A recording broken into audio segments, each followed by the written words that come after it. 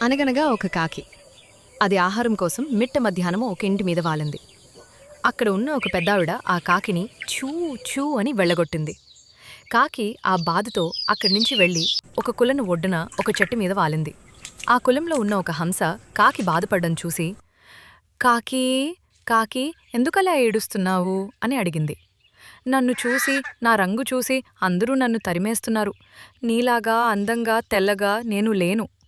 అప్పుడు హంస అంటుంది, నాదేముంది చిలుక, నాకంటే అందంగా ఉంటుంది. ఎక్కువ మంది చిలుకతోనే ఆడుకోవటానికి ఇష్టపడతారు అని అంటుంది. కాకి ఎగురుకుంటూ ఒక చిలుక దగ్గరికి వెళ్తుంది. చిలుక చిలుక, హంస చెప్పిన విధంగానే నువ్వు చాలా అందంగా ఉన్నావు అని అంది.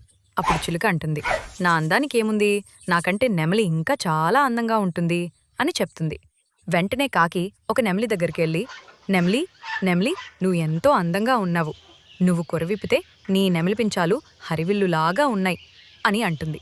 ఇంత అందంగా ఉన్నాను కాబట్టే నన్ను ఈ జంతు ప్రదర్శనశాలలో బంధించారు. నీలాగా నేను స్వేచ్ఛగా ఎగరలేను. అది విన్న కాకి అందరికన్నా నేనే స్వేచ్ఛగా ఉన్నానని చెప్పి సంతోషంగా వెళ్ళిపోతుంది.